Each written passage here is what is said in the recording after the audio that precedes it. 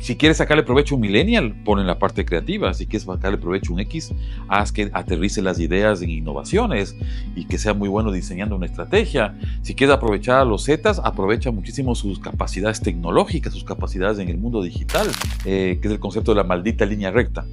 Y la maldita línea recta sí es la línea más corta, o dentro de un punto A y un B es el camino más corto, pero es el más aburrido. Yo sé que, por ejemplo, a los millennials les encanta la teoría del fracaso, no hay que fracasar para aprender, pero tampoco hay que fracasar mucho pues, en esta vida, o sea, es lo que digo yo, ¿no? Sí. Entonces, era vendedor de maletín, vendedor de calles, vendía tarjetas de crédito. Sí, ahora todo el mundo quiere una tarjeta de crédito, en ese entonces era la cosa más difícil vender una tarjeta de crédito. Yo siempre digo, oye, no retasees tu sueño, no retasees tu sueño. Si en 48 horas no pasa nada en mi vida, me invento un problema. Buenos días, bienvenido a este nuevo episodio de CEO 360. En esta ocasión tengo un súper invitado al quien aprecio, admiro, fue mi profesor en el IDE y realmente del cual aprendí muchísimo. Diego Ignacio Montenegro, qué gusto tenerte en este espacio. Bienvenido, Diego. Gracias, Alfredo, el gusto es mío. Me encantan estos espacios donde podemos hablar y también tener ideas a veces contrapuestas. Qué bueno estar aquí. Claro, Diego, me contabas tras cámaras que eres ingeniero industrial. ¿Cómo nace esta afición hacia la ingeniería industrial y cómo desde una carrera que es más hacia la parte dura, hacia la parte de números y demás, llegas al management? A ver, yo creo que comencé en ingeniería industrial porque justamente me gustaban las ciencias. Y había una tradición familiar de ingenieros, de arquitectos. Mi papá era un arquitecto y era también ingeniero. Y yo creo que eso me llevó a esto, ¿no? Pero dentro de la ingeniería industrial había una rama que me llamó la atención, que era nueva. Te estoy hablando de finales de los años 80, principios de los años 90, Alfredo, para que nos pongamos más o menos en la onda, ¿no? Y era el tema de los textiles. Los textiles estaban en los años 80 en un apogeo a nivel mundial. Italia tenía la primacía sobre textiles de finos y cosas de estas. Y a mí me llamó mucho la atención la ingeniería industrial, pero con esta rama de textiles. Sigo la carrera, era una ingeniería. Antes los ingenieros hacíamos 6 años de carrera, más uno de todas las cosas para graduarnos. Eran 7 años. 7 años con ciencias básicas de 2 o 3 años que tenías que repetir muchas veces porque era muy complejo. En las escuelas politécnicas esto. Y claro, el Ecuador estaba naciente en el tema de la profesionalización de los textiles, pero llega una época, en fin, a mediados de los años 90, donde hay una crisis de esto a nivel mundial. Y yo tuve el gusto de tener un abuelo maravilloso, falleció ya hace unos 30 años, pero este abuelo maravilloso me dijo, yo vivía con él y coincidió con mi papá en aquel entonces, y me dijo, si te quedas como ingeniero industrial especializado en textiles, no te auguro mucho éxito. Y claro, uno dice, no, no va a pasar esto, pero realmente me dijo, ve, yo te voy a apoyar, haz una maestría en business, haz una maestría en negocio, en administración de empresas. Era abogado mi abuelo, pero tenía esa visión y me dijo, yo te apoyo, haz esto. Él realmente pagó todo, ¿no? Fui a hacerla afuera y así fue como comenzó el tema de involucrarme en los temas directivos y negocios. Qué visión, ¿no? Porque si hablamos de los años 80 y 90, estamos hablando de una cultura en la cual se pensaba que tú ibas, aprendías una carrera, esa carrera te iba a servir para toda la vida, Y ahí te ibas a morías en trabajar eso. para una compañía, te jubilabas a los 65 años y después vivías del retiro y la jubilación. Es correcto, porque mi abuelo era posiblemente un tipo de la generación Silence y después están los baby boomers, y hablaremos de eso, pero que tenían esa visión, ¿no? De comenzar un trabajo, estar ahí, trabajar 30, 40 años en la misma posición, Jubilarte jubilarse y vivir del retiro. y vivir del retiro. Lo que tú acabas de decir, no, él más bien me apoyó y luego de haber hecho esta maestría que le hice afuera del país, eso abrió completamente mi mente. Ya no era la mente de ingeniero que pensaba, ¿no es cierto?, en solucionar un problema de un proceso, de una operación. Era la mente de alguien que quería crear. Y eso es distinto. Ese fue un tipping point de los que yo hablo en la vida. Entonces, Diego, hablábamos de los desafíos que tenemos los empresarios, emprendedores, de tener a varias generaciones conjuntas trabajando dentro de una misma organización. Tienes generación X, millennials, generación Z, ¿Cómo haces o qué recomendaciones darías tú a tener en cuenta para los empresarios, emprendedores, directivos, para poder alinear a todas estas generaciones hacia una misma visión y conseguir los resultados que la organización demanda?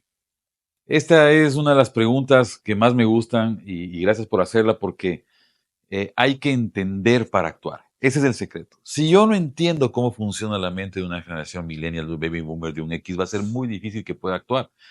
Y hay que estar dispuesto, y este es un tema muy importante para los directivos, porque la convivencia no va a ser una convivencia armónica. O sea, vamos a intentar de que sea una convivencia armónica, de que vayamos todos al mismo propósito, una misma visión, como dices tú, pero no necesariamente es así, porque son generaciones muy distintas. Alguien me decía, el otro día que conversábamos de una junta directiva, me decía que ahora ya no se administra por objetivos solamente, sino que se administra por generaciones. Y yo estoy totalmente de acuerdo. O sea, si quieres sacarle provecho a un millennial, pon en la parte creativa. Si quieres sacarle provecho a un X, haz que aterrice las ideas en innovaciones y que sea muy bueno diseñando una estrategia. Si quieres aprovechar a los Zetas, aprovecha muchísimo sus capacidades tecnológicas, sus capacidades en el mundo digital, su escepticismo sobre las cosas, que también es compartido con los X. Ahí tal vez hay un punto de encuentro entre Zetas y X. Y si quieres hablar con los baby boomers, bueno, son importantísimos en el orden, en la separación de las cosas. Entonces hay que entender para actuar. Si seguimos hablando de esto, nos pasamos todo el día, pero yo creo que a veces no entendemos. Queremos ver solamente desde la visión del jefe que tú estabas diciendo.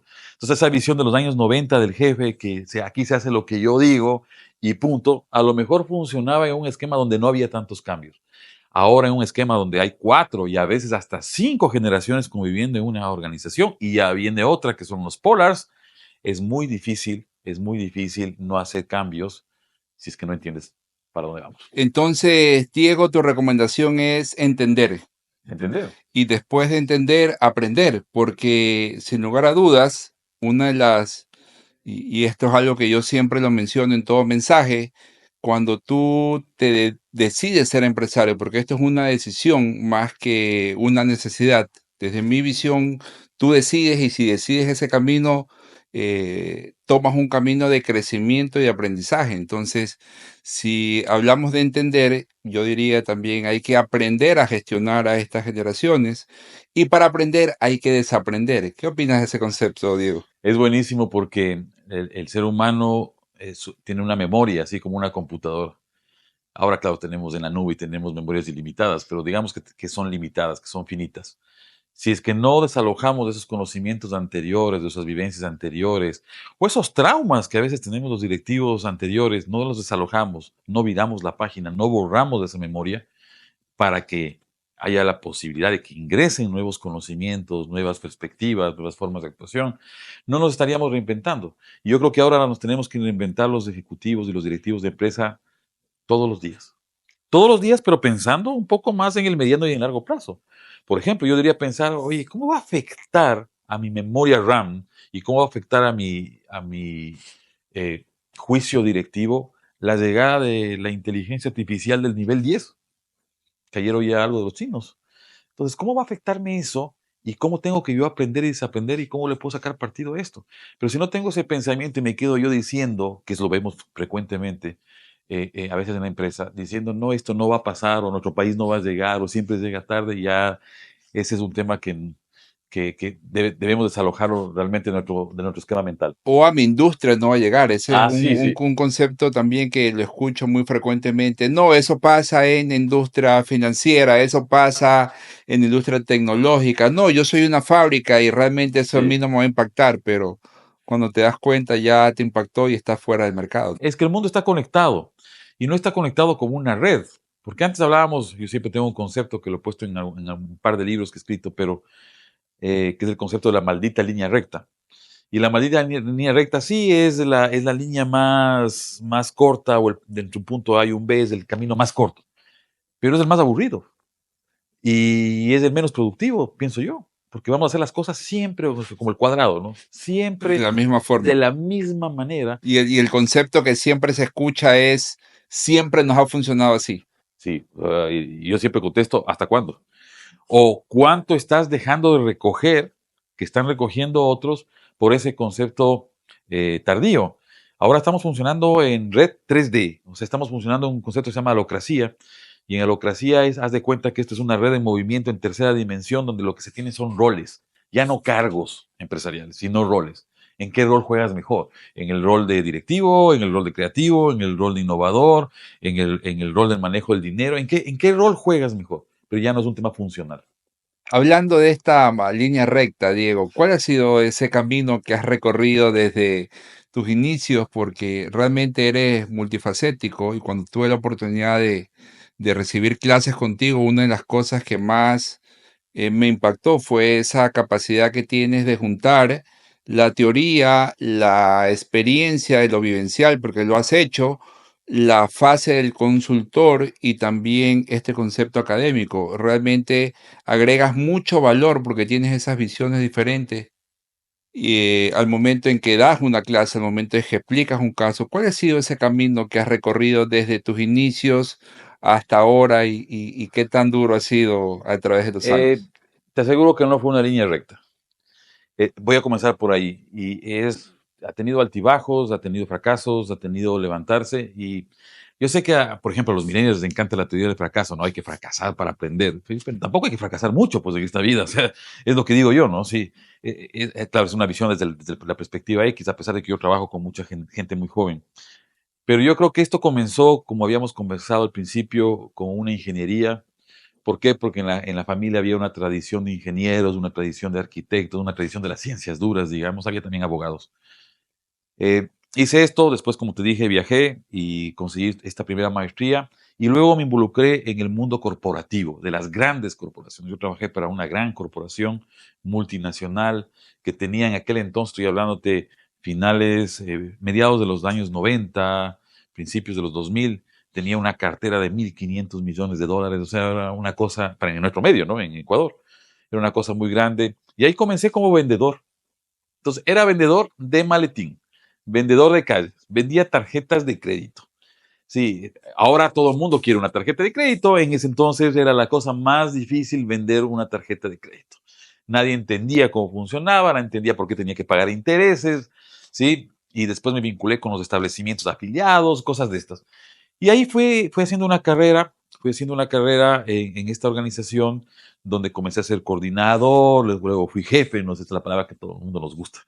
Sí, fui jefe de una división comercial, llegué a ser su gerente y en determinado momento me convertí en el director regional de esta compañía. Entonces fue una carrera que duró ahí en esa compañía más de 12 años, entre 12 y 15 años, no me acuerdo exactamente, pero duró ahí. Pero en el camino comencé a conectar los puntos. Y este es un tema muy importante. Y dije, me encantaría dar clases, me encantaría meterme en el mundo académico. Y conecté el primer punto de esta red que estamos hablando. Ese punto era, oye, me vinculé a una universidad politécnica, comencé a dar clases a unos ingenieros, yo era ingeniero, pero comencé a dar las clases de marketing, comencé a dar clases de proyectos, de estrategia, que son las cosas que a mí me apasionan, y comencé a conectar ese punto. Estoy hablando ya de más de 25 años atrás y comencé a conectar ese punto. Y luego dije, ¿por qué no soy capaz de crear modelos fuera de la línea recta, fuera de ese cuadrado que a veces tenemos? Entonces comencé a formar la compañía ya por el año 2000, la compañía de diseño de la estrategia, que no es una consultora en sí, es una compañía de diseño de la estrategia. Y comencé y dije, ¿por qué no puedo crear mis propias metodologías? Porque todo lo que nos llegaba de Harvard, llevaba de algunas universidades que Que no trabajan en ese contexto como el sí, nuestro. que normalmente como un concepto de aprendizaje es súper bueno y súper enriquecedor, pero cuando tratas de aterrizarlo al mercado local, simplemente no es aplicable porque tienes que tropicalizar la estrategia. Sí, porque somos diferentes personas, pensamos distintos, son diferentes tamaños de economía, diferentes tamaños de empresas, la visión cultural es totalmente distinto, que es un tema que tú hablas mucho, la visión cultural es un tema totalmente distinto. Entonces dije, no, hay que buscar cosas que sean realistas. Y eso me involucró en el tema de la investigación. Pero no la investigación dura, de sacar datos, no, no, que también es importante. En la investigación de las personas, de cómo pensaba un directivo, cómo pensaba un mando medio, cómo pensaba un emprendedor, y eso lo pude conjugar con ciertas teorías académicas que permitían crear esto. Entonces, ese camino fue juntando puntos y haciendo esta red en tercera dimensión, ¿sí? Y yo tenía una ventaja, que venía del mundo de las artes. Entonces, como era músico de banda de heavy metal, sí, entonces el- Y uno dice, a ver, esto que estoy diciendo se cuenta fácil ahora, pero hace 25 o 30 años no era fácil, pues, o Claro, sea, ¿cómo aceptas un directivo correcto, con... con el pelo largo. Siempre hay esos prejuicios, ¿no? No, hay prejuicios. Ahora yo veo que el mundo como que es más tolerante contra ciertas cosas. Todavía es intolerante contra muchas más, como que se ha polarizado el mundo. Pero en ese entonces, no, si tú querías trabajar en una compañía financiera o de marketing como la que yo trabajaba, tenías que ser un tipo formal. Traje, corbata. Traje, corbata y no quitarte ni para ir al baño. Pues, o sea, era una cosa tremenda. Entonces, y yo tenía lo otro. Pero ventajosamente caí en una empresa donde la tolerancia cultural era muy importante y más bien vieron una gran oportunidad en esto. Entonces, esa mezcla entre las artes, las ciencias, la docencia y la investigación permitió generar esto hasta ahora, ¿no? Y después fui trabajando, salí de esta compañía, fui al exterior nuevamente, me vinculé más a la escuela de negocio que tú conoces y, y de alguna manera estuve en universidades, pude fortalecer las compañías que trabajaban en consultoría y en diseño de la estrategia. Una era la atendedora de los juegos, porque todo hacemos con juegos lúdicos.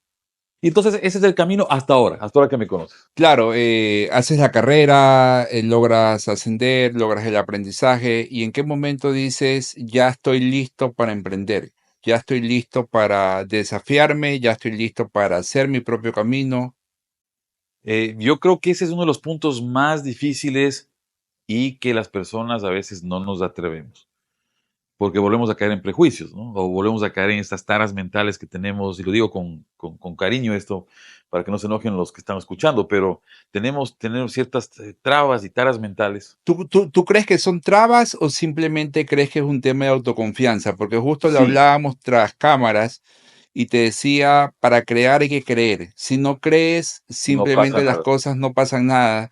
Y lo vemos en muchas personas en que pasan su vida profesional preparándose, preparándose, preparándose, preparándose, pero finalmente no dan ese gran paso. Y es ahí donde está la diferencia entre hacer y no hacerlo. Sí, y estoy totalmente de acuerdo contigo, hay que creer. Hay un síndrome del impostor que aparece muy frecuentemente.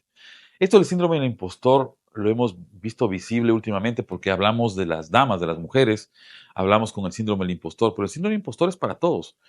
Y hay un síndrome del impostor, ese síndrome que te dice, oye, he llegado acá, no sé si he conseguido ser director de una empresa por mis méritos o porque no han visto mis fallas, y tienes un síndrome del impostor.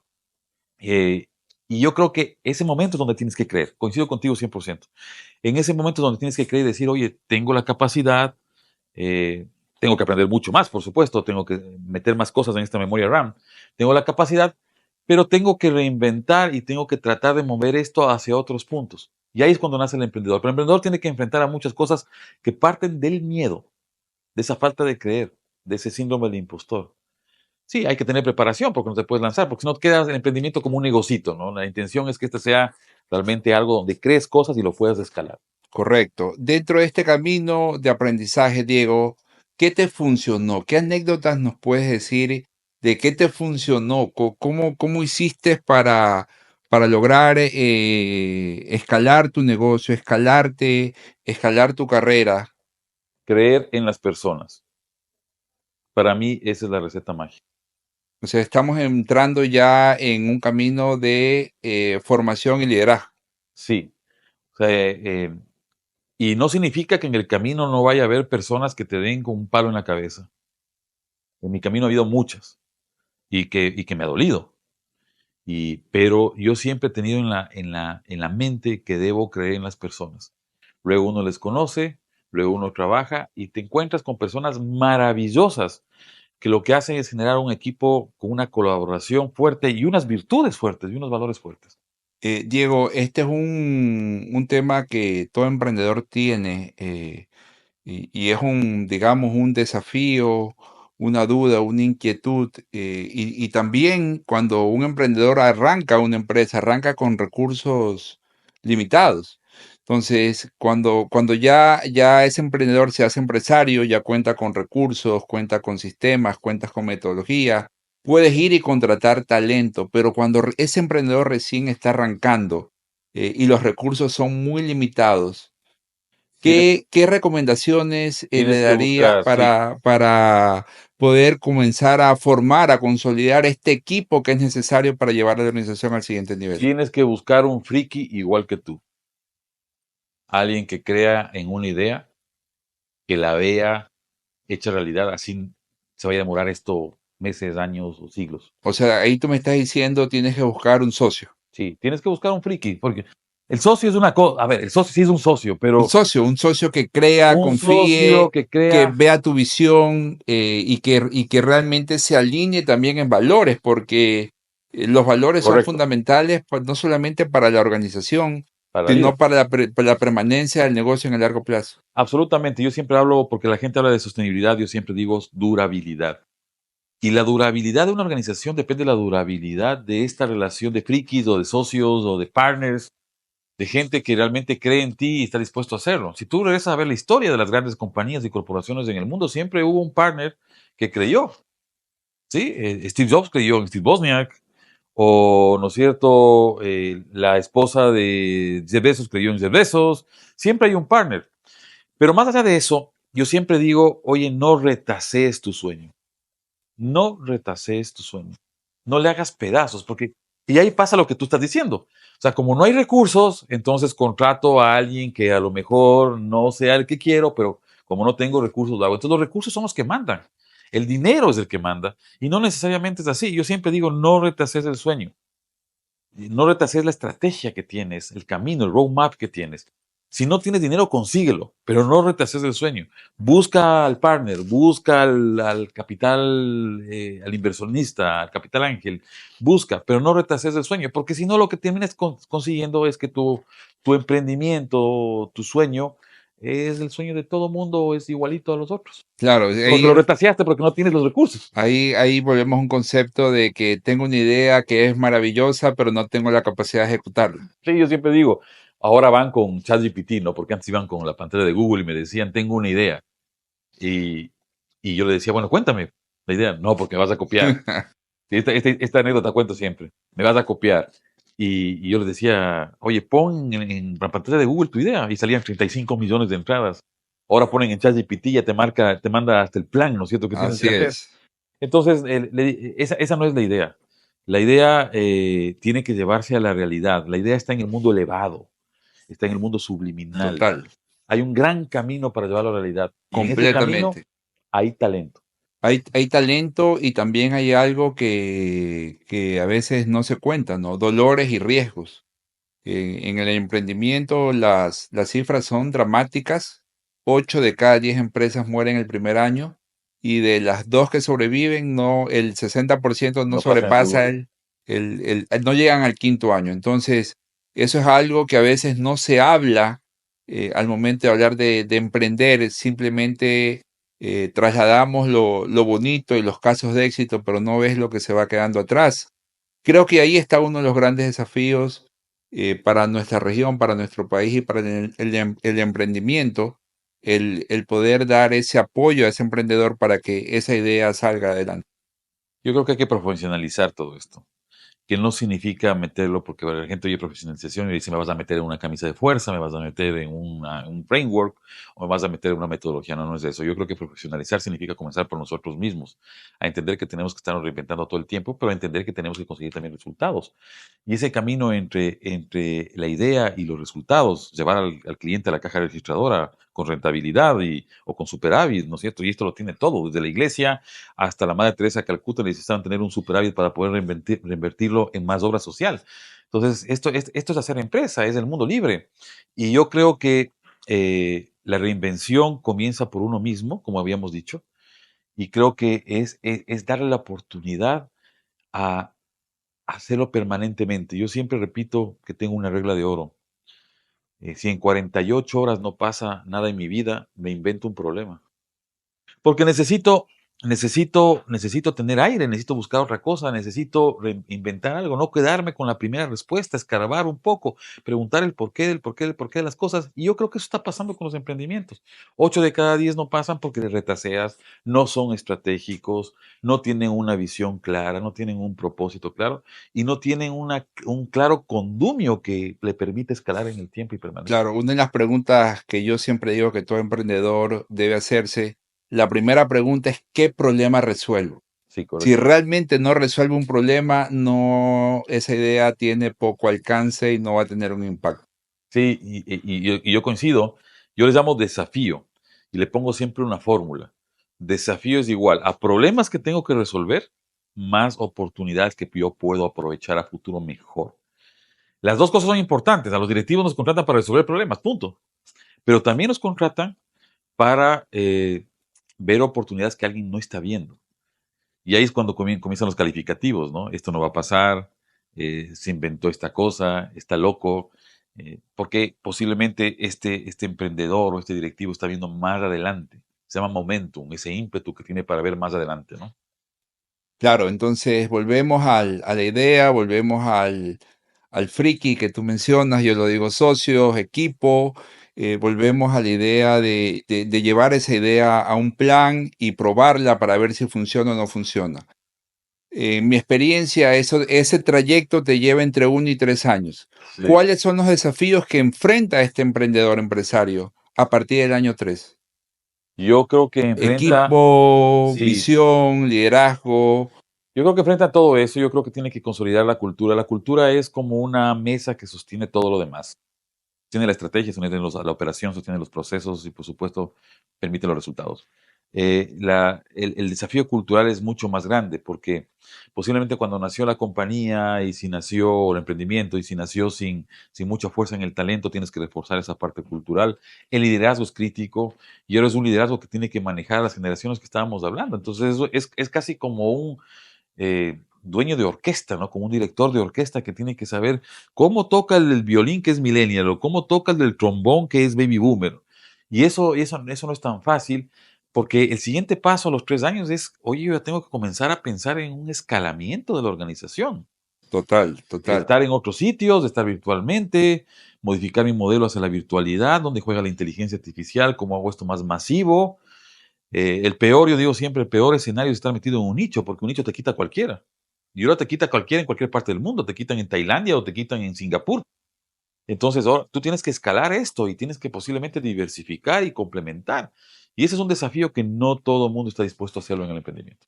Entramos a un campo que también me encanta, lo tocaste, la diversificación. Y desde mi experiencia hay un sesgo en la diversificación porque siempre hablamos de diversificar, de buscar nuevos negocios que me permitan ese crecimiento.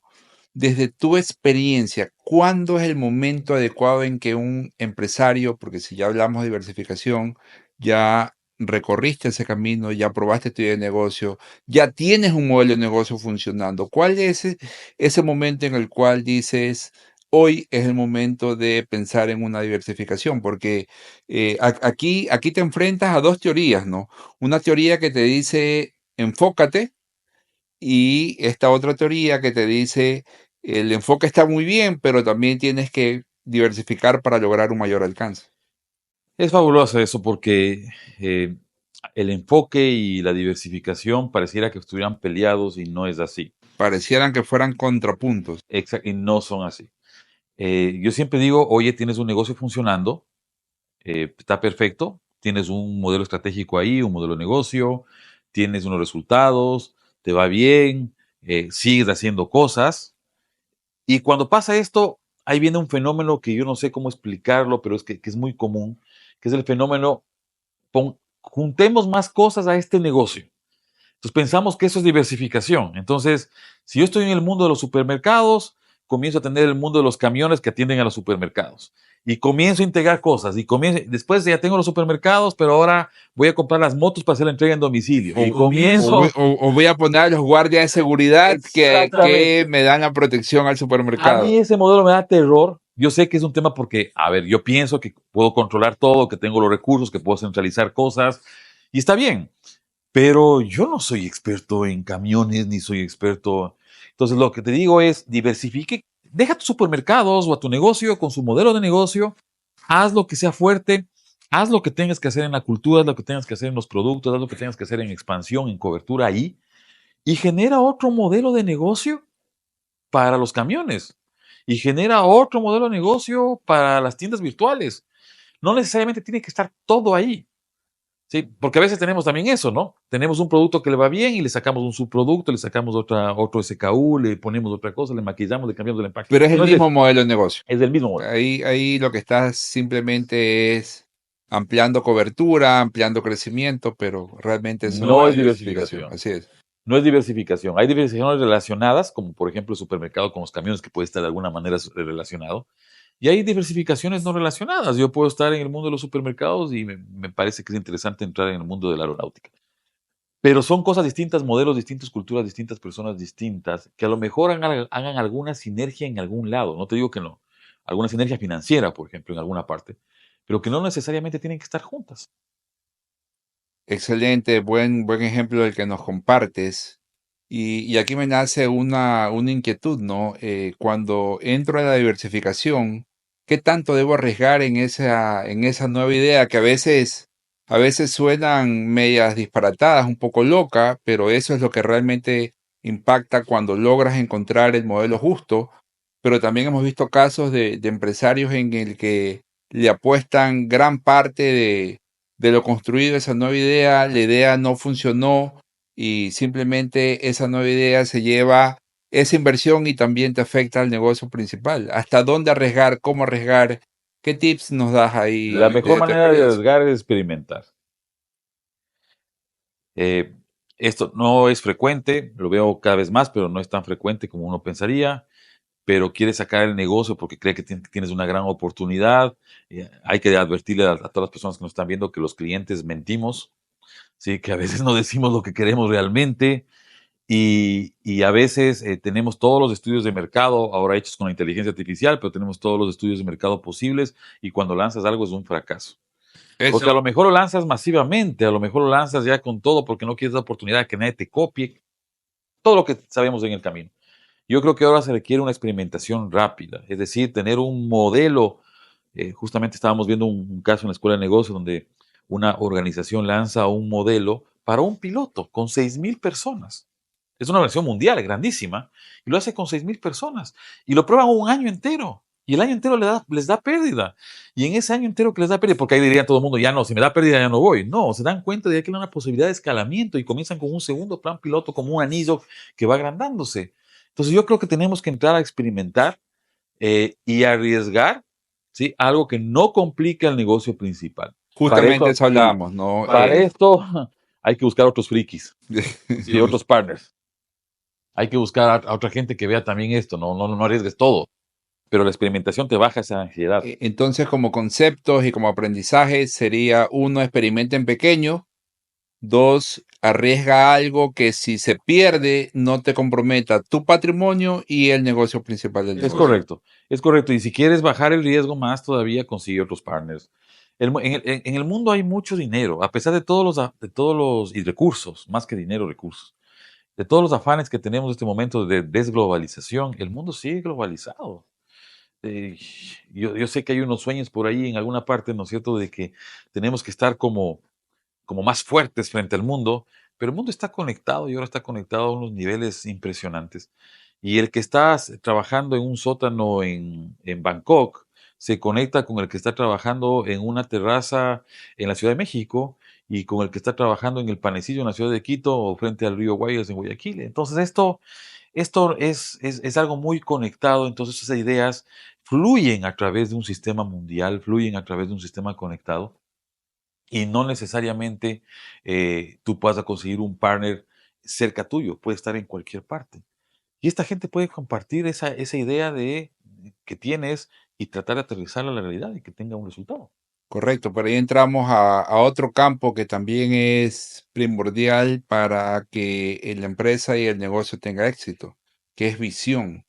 ¿Cómo integras una visión en un mundo tan globalizado y justamente donde tienes una oficina central en Nueva York y resulta que tienes equipo trabajando en Latinoamérica, en Europa, Asia. ¿Cómo haces ahí para integrar una visión y que todos vean el mismo canal que tú quieres como líder y que todos te sigan, no simplemente porque tienen que cumplir un rol, sino realmente porque crean en ese líder? Necesitas un equipo nuclear. Yo me pongo a pensar, ¿cómo manejará esto el tipo de Google, ¿no? Sergey Brin. ¿O cómo manejar estos Jeff Bezos? O sea, debe ser una cosa impresionante, ¿no? Con tantas oficinas. Pero a veces nos pasan chiquito también. O sea, a veces estamos ahí, no lo sabemos manejar. Yo creo que tienes que tener un equipo nuclear fundamental. ¿A qué me refiero con esto? Al primer anillo de tus colaboradores. Esos deben vivir y morir por la cultura que has generado y por esa visión que tú estás diciendo. Hay que transmitir el propósito, la visión que son estas elecciones que hacemos hacia el futuro. Hay que transmitir este equipo nuclear y ese equipo tiene que ser capaz de sentir la misma pasión por transmitir esto en cualquier ciudad del mundo, en cualquier contexto cultural, en cualquier idioma, en cualquier contexto racial. El mundo está conectado de formas imprescindibles, como habíamos dicho, pero tenemos que tener este equipo. Yo creo que la misión fundamental, porque yo me imagino a todos estos grandes ejecutivos o directivos de empresas, que a veces nos pasa también a nosotros, viajando de ciudad en ciudad Completamente. o conectándose a una sesión virtual para tratar de transmitir esto. Yo creo que hay que transmitirlo a un equipo sólido, cercano, con valores, como dijiste, que sea capaz de replicarla con la misma pasión. Ahí la función más importante de la organización no es ni la financiera ni la de marketing. La función más importante, el proceso más importante es con quién vas a trabajar, a Sí, quién seleccionas. y aquí en este punto me nace un tema que también frecuentemente se ve, ¿no? Que es ese miembro de tu equipo que te da resultados, que tú dices es extraordinario, me cumple, llega a los KPI, pero no comparte mis valores. Es el peor de todo. Y simplemente va y tiene su propia agenda, siempre llega tarde a las reuniones. eh, ¿Qué nos puedes decir A ver, ahí, esto no Diego? es mío, pero esto, Y qué hago en ese caso donde tengo un... sí, sí, sí, sí. Todos lo hemos tenido, todos lo tenemos, o nos ha pasado en la vida, o nos va a pasar, y tenemos que tener mucha claridad como directivos de saber qué debemos hacer. Lo voy a marcar acá. Si tú le pones aquí 4 cuadrantes y pones más valores, menos valores, más resultados, beneficios, menos resultados, en el camino entre los valores que vienen siendo parte de la cultura y los resultados hay una estrategia. Pero se forman 4 cuadrantes. Los que tienen valores, esto es de Jack Welch, los que tienen valores y consiguen los resultados, asciéndeles, premianles, porque son lo mejor que tienen, están alineados a tu cultura y consiguen entender la estrategia que te va a llevar a crecer. Al otro lado están los que no tienen valores y no consiguen los resultados. Jack Welch dice, dispárales, no van a disparar a nadie, ¿no es cierto? Pero ya sabes lo que... Despídelos. Sí, sácales, aléjales de tu vida, no conviene. En el medio hay 2 cuadrantes terroríficos, uno más que otro. El primero es el que consigue los valores o que tiene los valores pero no consigue los resultados. ¿Qué haces con ese? Es terrorífico porque puedes tomar la decisión de más bien decirle gracias, ¿no? Yo no creo.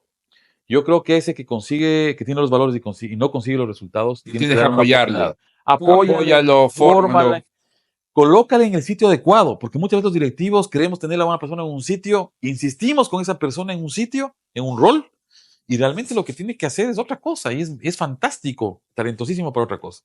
Entonces, ese es ese cuadrante. Y ahí está el otro que tú acabas de decir, el que consigue los resultados pero no tiene los valores. Ese es el peor. Para mí, ese es el peor, porque además se escuda en el tema de que consigue los resultados. Y es el peor, no sé qué palabra utilizar para no ser Te demasiado contamina el explícito. ambiente, te contamina el ambiente, Es te como una daña el ambiente. manzana podrida, porque le va contaminando a la gente, dice, no me gusta este líder, conspira por debajo, es hipócrita, y esos valores en el mundo moderno, lo que más se necesita en este mundo son virtudes, recuperar las virtudes. El mundo está difícil, sí, en virtudes posiblemente sí, en lo demás está bien, pero en virtud está difícil. Entonces es el peor, pero hay una cortina de humo en esa circunstancia, y esa cortina de humo es de que no le quieres sacar porque consigue los resultados. Priorizas como directivo el corto El corto plazo plazo. y sacrificas el largo plazo y probablemente el sentido de la compañía, ¿no? Sacrificas la cultura organizacional y eso es bastante porque la mesa sostiene lo demás. Entonces, si la mesa es débil, se cae todo. Y comienzas a tener una cultura paupérrima que, claro, la cultura a veces es como un tema romántico, subliminal también, que cuando existe no hay problema, o sea, cuando los resultados se dan, no hay problema, pero cuando los resultados no se dan, lo primero que debes saber es al líder, y el líder es parte de la cultura. Completamente, ¿no? Y es la parte más difícil y nuevamente desde mi experiencia yo digo, esa es una tarea que el CEO no puede delegar, la No, construcción de cultura. no, yo creo que hay dos tareas que un CEO no puede delegar. Eh, claro que a los CEO a veces nos gusta estar metidos en todo, ¿no? Firmamos los vouchers del taxi, damos los permisos para las vacaciones, o sea, no sabemos delegar, nos metemos en el micromanagement. Para mí solamente existen dos funciones de un directivo de ese nivel, de un CEO, la estrategia y las personas. Claro, Es yo, mucho, yo, ¿no? yo siempre hablo de estrategia que lo lleva a resultados, Sí, correcto, personas y cultura. correcto. Las personas están dentro de la cultura, pero claro, hay que darle un espacio especial a las personas, estoy de acuerdo. Personas, cultura y estrategia son fundamentales de un CEO. Lo demás, hay especialistas que lo hacen mejor que uno. Hay personas que tienen mejores ideas. Uno tiene que librarse. El peor enemigo de la estrategia del CEO es su propio ego. Hay personas que saben manejar una computadora mejor que nosotros. Hay personas que tienen 20 años y que manejan la inteligencia artificial a un nivel que nosotros no podríamos hacerlo nunca. Pero posiblemente no son CEO porque no tienen ese olfato y esa virtud de sacar lo mejor de las personas y de formar una buena estrategia. Y también esto de poder gestionar el riesgo, ¿no? Porque como directivo, CEO y empresario, es un tema que convives con el riesgo. Toda decisión importante lleva un riesgo y tienes que dormir sabiendo que ese riesgo está sobre la mesa. Si eso te quita el sueño, realmente no es para ti, ¿no? La vida es un riesgo, la vida es riesgosa, hoy estamos de un lado, mañana no sabemos. eh, Uno trata de marcar estos puntos, estas elecciones en su vida y por eso estudia y por eso está en una empresa y por eso tiene una familia que no le podemos dejar al lado y por eso tiene un gobierno o elige un gobierno y toma elecciones en su vida y ese camino le va marcando, porque a mí no me gusta el pasado hay que ir al pasado solamente para traerse lo bueno, las buenas experiencias, lo que te dijo tus padres, cómo te formaron, pero hay que ver del presente hacia el futuro. Y hay que ir marcando esto y esas experiencias que uno tiene se van haciendo en el futuro. Pero realmente lo más importante que uno tiene que hacer es conectar esos puntos del presente al futuro, ¿no? Tú hablas mucho de innovación, hablas mucho de futuro, pero también es claro que estamos en un mundo incierto donde todo cambia, donde la velocidad de los cambios son cada día más exponenciales. Ahí, ¿qué nos recomiendas a los directivos hacia cuál es ese tiempo óptimo de mirar 3, 5, 10, 15, 20 años? Si yo sigo mucho a Bezos y Jeff Bezos es un tipo obsesionado con el futuro y él mira a 10, 15, 25 años y esa es su visión y la forma de ver las cosas, pero ¿qué tan práctico hoy en el mundo en que vivimos, sobre todo desde tu experiencia donde hablas mucho de innovación, es ver hacia ese futuro y cuál es ese horizonte óptimo a mirar? Esta pregunta es una pregunta venenosa, digo yo. Y te voy a decir por qué. Porque no nos vamos a poner de acuerdo. Posiblemente la mitad de la audiencia que está escuchando este evento va a decir si es así y la otra mitad nos va a odiar. Pero esa polarización también trae cosas buenas. Yo no le temo la polarización, como tampoco le temo el riesgo, que es lo que estábamos hablando. Y yo creo que si es que no te arriesgas, así te vayas a vivir en el Tíbet, metido en uno de esos monasterios del Tíbet, vas a tener un riesgo. Y yo creo que mirar hacia adelante es riesgoso. Y claro, y digo porque no vamos a complacer a toda la audiencia, porque he estado en otros foros donde gente dice, oye, ¿cómo me dices que piensa estratégicamente en 5, 10, 15 años como Jeff Bezos? Cuando tengo temas políticos enfrente, cuando el cambio climático ya mismo nos destruye, cuando Tengo un tema electoral que la acabo de... economía es, dice qué, cuando la tecnología y la inteligencia artificial va a reemplazar 65 millones de empleos en el 2025. ¿Cómo, cómo me pides que piense a futuro? Entonces yo siempre respondo de una manera que a mí también me enseñaron, me dijeron, no tienes que ser adivino y adivinar exactamente lo que va a pasar. Tienes que tratar de ver, porque hay tendencias, hay datos que nos impulsan claramente hacia lo que va a pasar en el futuro. Lo que pasa es que tenemos miedo, pero hay cosas claras. No te atrevas a decir, oye, voy a utilizar esta tecnología en el futuro, porque a lo mejor esa tecnología cambia por 10, pero sí tienes que poner un hito en tu estrategia y decir, oye, en 10 años yo quiero estar vendiendo en Japón. Ese es un hito, es una lección. ¿Cómo vamos a llegar a ese hito? Será por avión, por tren, por mar, con tecnología de este tipo, de este otro tipo. Pero planta el hito. Es como plantar una estaca en una cancha. Marcas la cancha con tus elecciones. Así es como piensan los países más competitivos del mundo, las economías o las personas y empresas más competitivas del mundo. Muchos autores lo llaman el propósito superior, ese gran hito, ese gran Everest que todos sabemos que tenemos que conseguir. Bájale un poquito de nivel, baja del Everest y dile, a ver, yo quiero estos clientes en 10 años. Quiero clientes, no sé, Polars, de la generación Polar o Centennials, y ya estás haciendo una elección, que se muevan por estos comportamientos, estás haciendo ya una elección, marca la estaca. Que van a cambiar en el camino, que van a tener que entenderle ya no con redes sociales, sino con temas de realidad aumentada o de realidad extendida, eso lo dejamos para el momento en que haya que decidir, pero tú quieres eso. ¿Quieres un canal de ventas de esta forma? ¿Quieres una relación con tu cliente de comunidad y sea una comunidad virtual o una comunidad de Marte? ¿O quieres una actividad clave que sea una logística de este tipo, cuando la logística a lo mejor ya está en teletransportación, pero quieres logística? Entonces, eso te quita este tema de que no quiero planificar porque no sé qué va a cambiar. Entonces, es un círculo vicioso que no te deja hacer. Y te decía que así piensan los países más importantes porque los japoneses piensan a 50 años y en 50 años posiblemente están muertos. Muchos de los que pensaron, pero están pensando en una función país, colaborativa, empresarial, de unión de personas que a veces nos falta a nosotros. Total, y te va marcando ese norte hacia dónde queremos ir, ¿no? Por supuesto, pero marca las estacas, pon las estacas en la cancha, porque si no, no vas a hacer nada, vas a seguir trabajando en reacción, en supervivencia, en el corto plazo, y el problema de trabajar solamente en el corto plazo, yo no digo que no se hagan las cosas, hay que hacerlas, pero solamente trabajar en el corto plazo te quita una cosa que es una visión directiva fundamental. O sea, para resumir la recomendación, tienes que tener una visión de al menos 10 años. Yo, aquí en el Ecuador, porque estamos hablando de este medio o en la región, al menos 5. 5 años. Sí, si tienes 10, que yo he trabajado con organizaciones que han pensado en 10, en 15 años, marcando estas destacas y en el camino vamos viendo si cogemos la herramienta A, B o C, mejor, pero al menos trabaja en 5. No recomiendo trabajar en 2 o en 1, no, porque Esos son es uno de corto los plazo. grandes desafíos que tienen hoy los directivos, ¿no? Sí, ¿Qué tiempo le dedicas al presente a resolver los problemas del presente, a resolver el flujo de caja, las ventas, el financiamiento y qué tiempo le dedicas al futuro? sí, yo creo que para un directivo es 70-30, 70 futuro, 30 presente. 70-30, o Sí, sea, así de dramático. así de dramático Porque es si la no ves el recomendación. futuro, ya no hay presente. ¿Cuál es la fórmula? Yo tengo que ir al futuro, visionar, ¿sí? ¿Qué es lo que quisiera de la empresa y de nosotros en el futuro? Y regresar al presente a hacer, pero lo que ya visioné. Hacer el primer tramo. Porque a lo mejor visiono de hacer una transformación digital de la compañía y a lo mejor en eso me demoro, no sé, 3 años.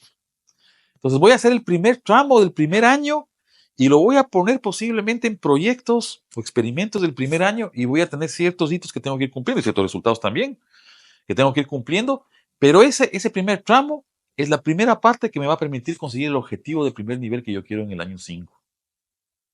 Entonces así es como se tiene que funcionar, porque yo no sé si a un millennial desesperado, ¿sí? O a un centennial desesperado, yo le puedo decir, espérate 5 o 10 años a ver el resultado de esto.